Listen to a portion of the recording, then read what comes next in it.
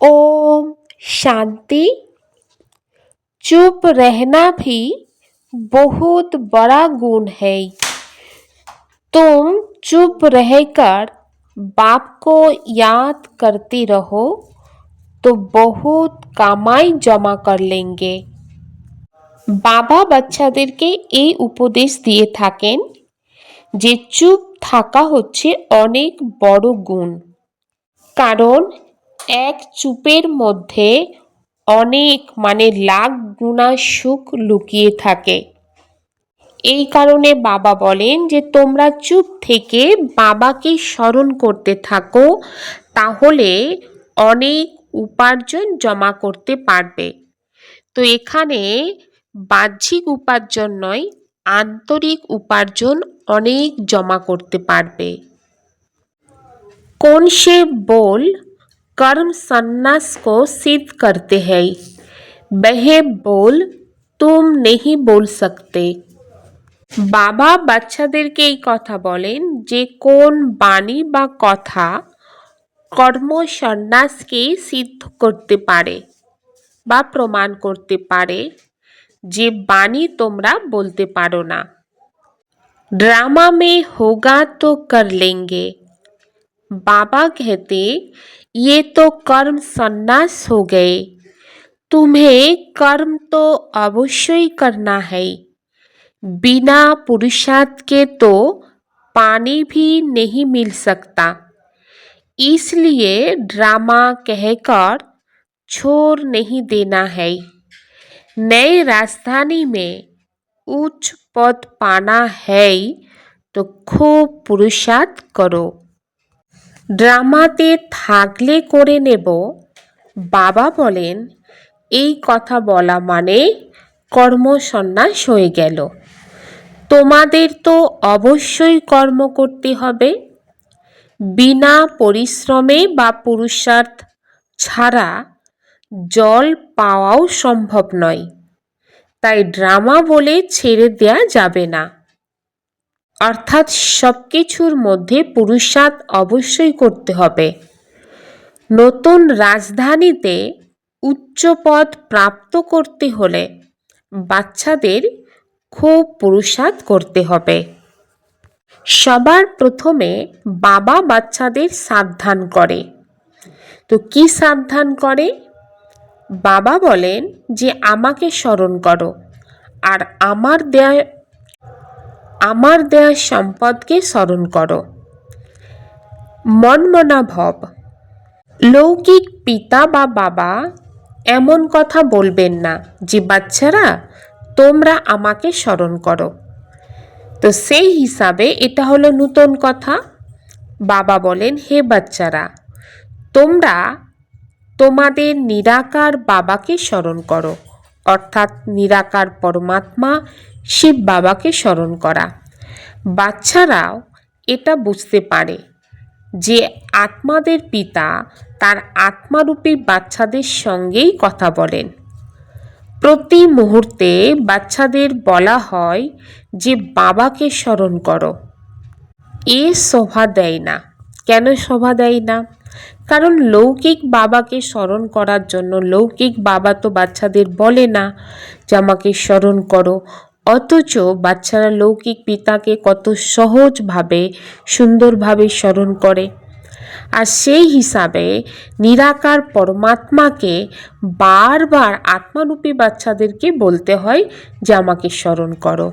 কেন? কারণ আত্মারূপী বাচ্চারা বাবাকে স্মরণ করতে ভুলে যায়, তার কারণে বাবাকে বলতে হয় স্মরণ করো। এই কারণে বাবা বলছেন এটা শোভা দেয় না। তাছাড়া যেহেতু বাচ্চারা জানে যে আমাদের দায়িত্ব হলো আত্মিক বাবাকে স্মরণ করা। কেন? কারণ স্মরণ করলেই তবেই বাচ্চাদের বিকর্ম বিনাশ হবে। আর বাচ্চাদের নিরন্তর স্মরণ করার প্রয়াস করা উচিত। এই সময় কেউ নিরন্তর স্মরণ করতেই পারে না, এতে সময় লাগে। এই বাবা বলেন আমিও নিরন্তর স্মরণ করতে পারি না। এই অবস্থা পরের দিকে হবে।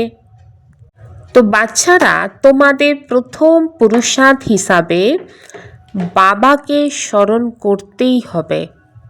এটা হচ্ছে প্রথম পুরুষার্থ, নিজেকে আত্মা নিশ্চয় করে পরমাত্মা বাবাকে স্মরণ করা আর বাবার কাছ থেকে বাবার দেওয়া সম্পদকে নেয়া। এখন এই দৈবিক রাজধানী স্থাপন হয় এই সঙ্গম যুগেই। আর যারা ধর্ম স্থাপন করে তাতে কোনো অসুবিধা হয় না, এর পিছনে পিছনে আসতে থাকে। এখানে যারা দেবী দেবতা ধর্মের, তাদের জ্ঞানের দ্বারাই উত্থান করাতে হয়, এতে পরিশ্রম লাগে। গীতা ভাগবত শাস্ত্রে এ কথা নেই যে বাবা সঙ্গম যুগেই এসে রাজধানী স্থাপন করেন। গীতাতে লেখা আছে যে পাণ্ডবেরা পাহাড়ে চলে গিয়েছিল, প্রলয় হয়েছিল, ইত্যাদি ইত্যাদি। বাস্তবে এমন কিছুই তো হয়নি। বা বলেন, তোমরা এখন 21 জন্মের জন্য পড়ছ, অন্যান্য স্কুলে এখানকার জন্য পড়ানো হয়। সাধু সন্ত ইত্যাদি যারাই আছে তারা ভবিষ্যতের জন্য পড়ায়, কেননা তারা মনে করেন আমরা শরীর ত্যাগ করে মুক্তিধামে চলে যাব, ব্রহ্মতে লীন হয়ে যাব, আত্মা পরমাত্মার সাথে মিশে যাবে। তাহলে সেও হলো ভবিষ্যতের জন্য। কিন্তু ভবিষ্যতের জন্য পড়ান একমাত্র এই আধ্যাত্মিক পিতা, দ্বিতীয় আর কেউ এই পড়া পড়াতেই পারে না, আর কারোর জানাও নেই। बाप खुद कहते हैं विश्व में शैतान का राज्य चल रहा है, बम्स आदि बनाते रहते, उनसे विनाश होना ही है। तैयारी कर रहे जैसे वह रावण के प्रेरित किए हुए है। रावण का राज्य कब खलास होगा? भारतवासी कहेंगे जब श्री कृष्ण आएगा। तुम समझाते हो शिव बाबा आया हुआ है। বাবা নিজে বলছেন যে বিশ্বেতে শয়তানের রাজ্য চলছে, বোম আদি বানাচ্ছে, আর এই বোমের আধারেই বিনাশ হবে তার প্রস্তুতি চলছে। যেন রাবণ প্রেরণা দিয়েই বানাচ্ছে, রাবণের রাজ্য খালাস হবে।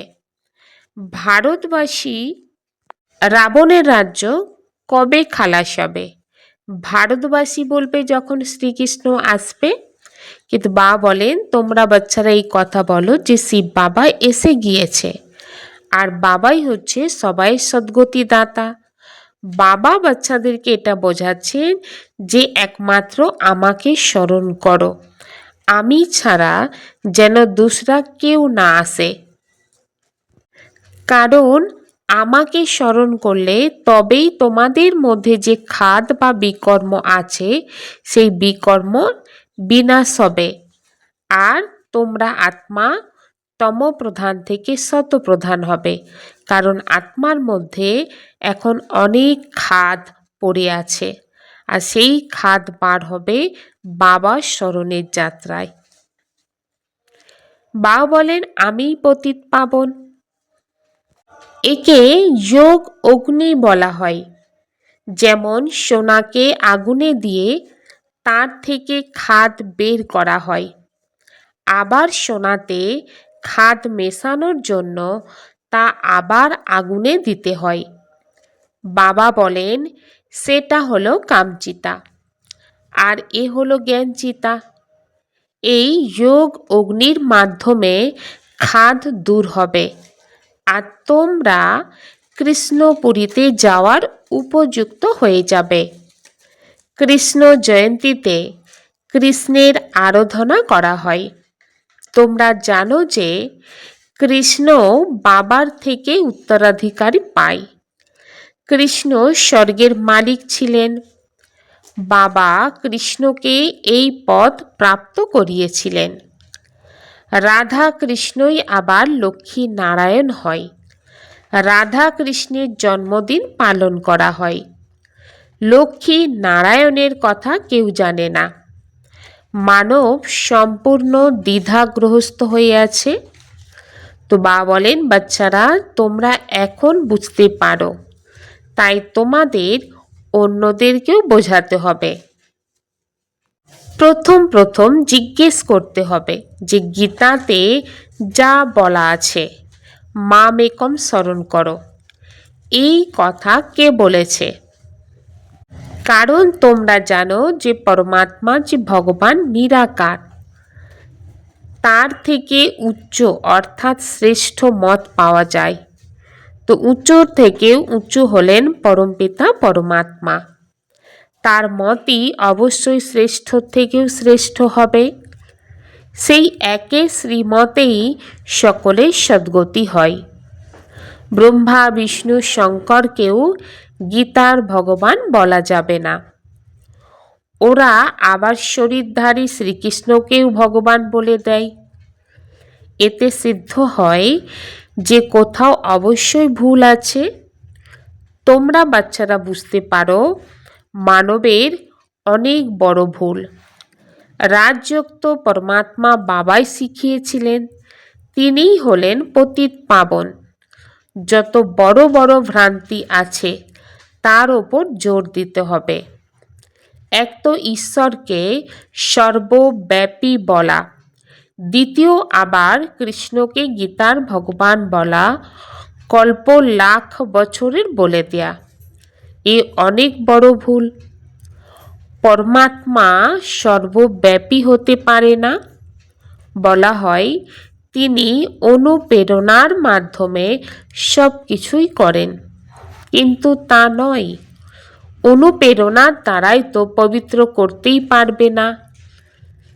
সে তো বাবার সম্মুখে বসে বোঝান যে একমাত্র আমাকে স্মরণ করো। অনুপ্রেরণার শব্দ হলো ভুল। যদিও বলা হয় শঙ্করের প্রেরণায় বোম ইত্যাদি তৈরি হয়, কিন্তু এটা ড্রামাতে সম্পূর্ণ লিপিবদ্ধ আছে। এই যজ্ঞ থেকে বিনাশ জ্বালা প্রজ্বলিত হয়েছিল, প্রেরণা দেয়া হয়নি। ওইসব তো বিনাশের কারণে নিমিত্ত হয়েছে। সবই ড্রামাতে নির্ধারিত রয়েছে। এ হলো সম্পূর্ণ শিব বাবার পাঠ। এরপরে আবার পাঠ আছে ব্রহ্মা বিষ্ণু এবং শঙ্করের। ব্রহ্মা ব্রাহ্মণের রচনা করেন, তারাই আবার বিষ্ণুপুরীর মালিক হয়। তারপর 84 জন্মের চক্র সম্পূর্ণ করে তোমরা এসে ব্রহ্মা বংশী হয়েছ। লক্ষ্মী নারায়ণ আবার এসে ব্রহ্মা সরস্বতী তৈরি হয়। এও বোঝানো হয়েছে যে এনার দ্বারাই দত্তক নেওয়া হয়, তাই এনাকে বড় মাম্মা বলা হয়। তিনি নিমিত্ত হয়েছিলেন। কলস মাতাদের দেওয়া হয়।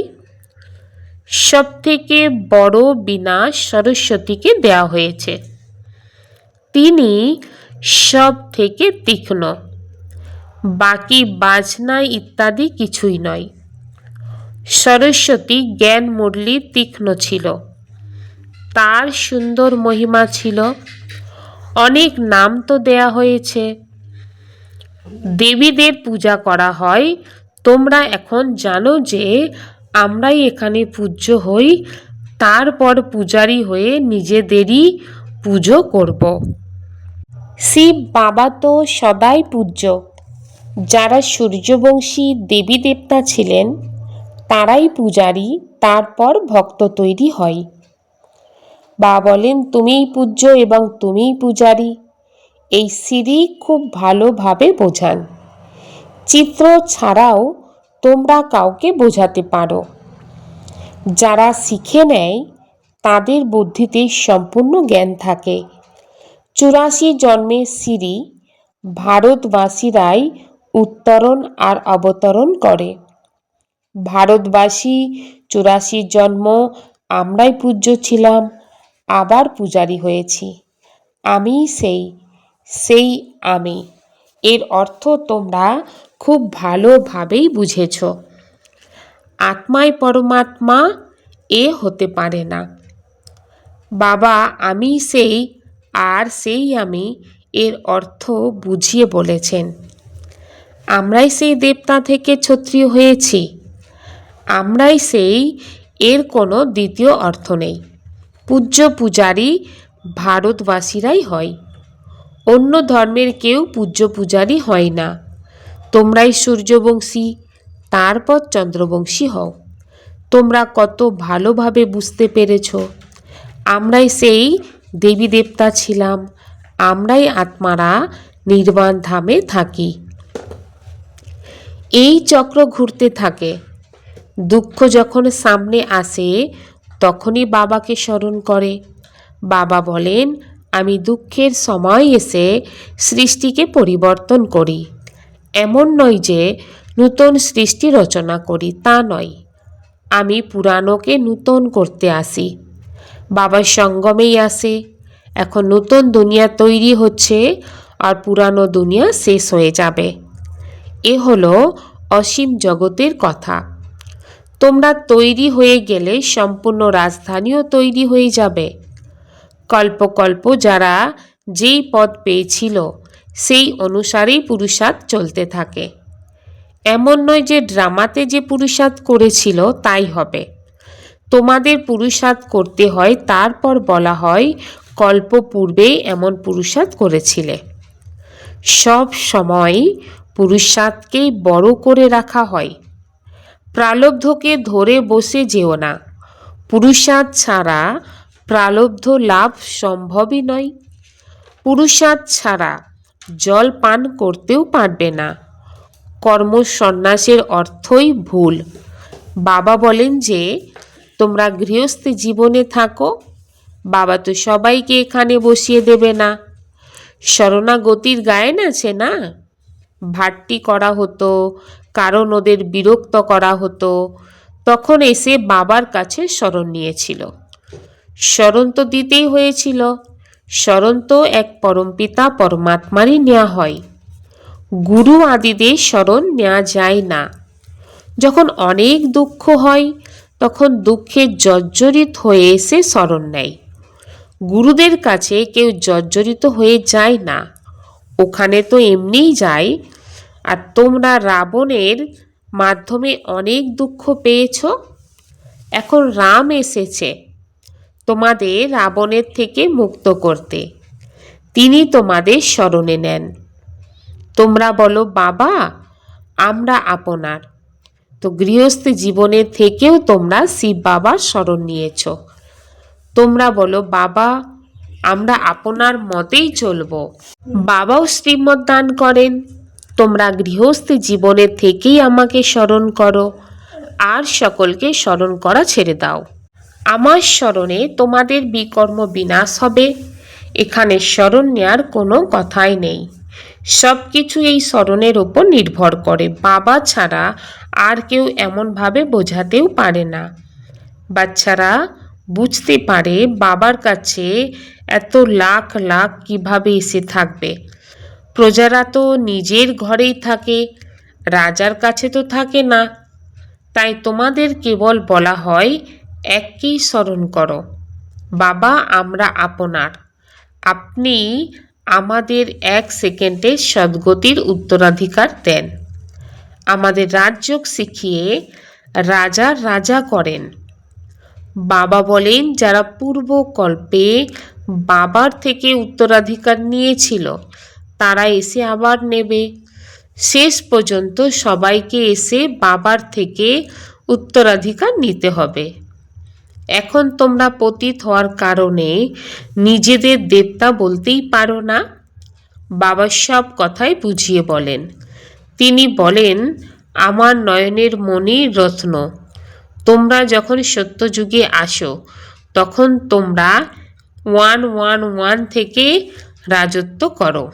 অন্যদের রাজত্ব তো যখন লাখ পরিমাণে বৃদ্ধি পায় তখন শুরু হয়। তোমাদের লড়াই ঝগড়া করার কোনো দরকারই নেই। তোমরা যোগ বলের মাধ্যমে বাবার থেকে উত্তরাধিকার প্রাপ্ত করো। তোমরা চুপচাপ থেকে কেবল বাবাকে এবং তার উত্তরাধিকারকে স্মরণ করো।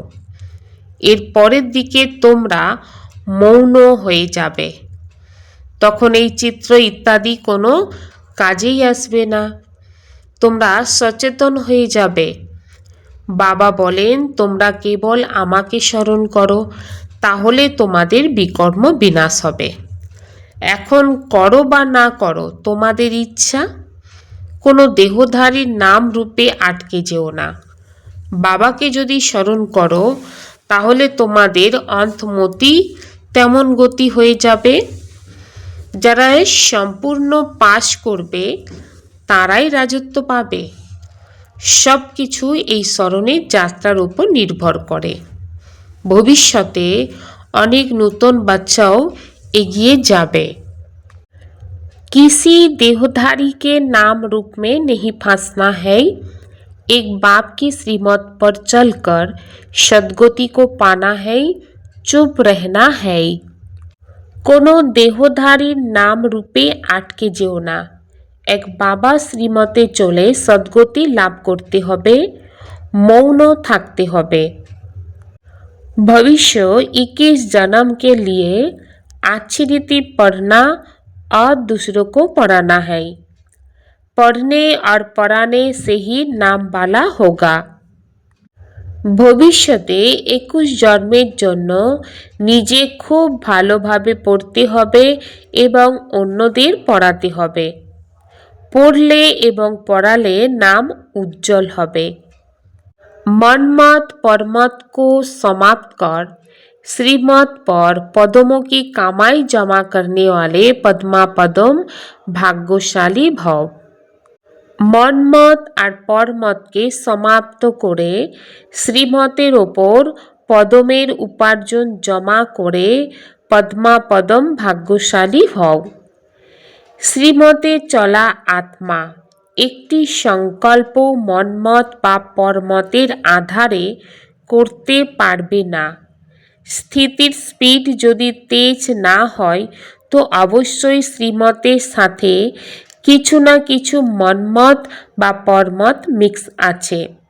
মনমত অর্থাৎ অল্পজ্ঞ আত্মার সংস্কার অনুসারে যে সংকল্প উৎপন্ন হয় সেই সংকল্প স্থিতিকে দোলাচলে নিয়ে আসে।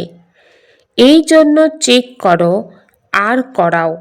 একটা কদমও বিনা শ্রীমতের আধারে যেন না হয়, তবেই পদমের উপার্জন জমা করে पद्मा पदम भाग्यशाली होते पारबे। मन में सर्व के कल्याण की भावना बनी रहे, यही विश्व कल्याणकारी आत्मा का कर्तव्य है। মনের মধ্যে সকলের প্রতি কল্যাণের ভাবনা বজায় থাকবে, এটাই হলো বিশ্ব কল্যাণকারী আত্মার কর্তব্য। নিশ্চয়ের ফাউন্ডেশনকে মজবুত করে সর্বদাই নির্ভয় আর নিশ্চিন্তে থাকো। পরিস্থিতি যেরকমই হোক, কিন্তু নিশ্চয় বুদ্ধি বাচ্চারা পরিস্থিতি নিজের স্বস্থিতি শক্তির মাধ্যমে সর্বদাই বিজয়ী অনুভব করবে। যদিও দুনিয়ার মানব বা ব্রাহ্মণ পরিবারের সম্বন্ধ সম্পর্কে অন্যান্যরা বোঝে বা বলে যে এরা হেরে গিয়েছে, কিন্তু সেটা হার না, জিত। যে কোনো সেবায় সংগঠনে প্রকৃতি পরিস্থিতি স্বস্থিতিকে বা শ্রেষ্ঠ স্থিতিকে দোলাচলে নিয়ে আসে, তো এটাই বন্ধনমুক্ত স্থিতি নয়। এই বন্ধন থেকেই মুক্ত হও। ওম শান্তি।